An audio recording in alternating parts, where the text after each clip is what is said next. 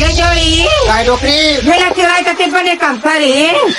पहले यागी में भूज के नहीं लाते वो ए पगली काओ एला आगी में भूंज बेटे नहीं मिठाई कैसे वो एला जंगलेटर में भूंज हूँ हाँ जंगलेटर में भूंज में एक नंबर घलो मीठा थे ऐसे हाँ मैं मांसला खाऊं तो खुद गाल खाओ बे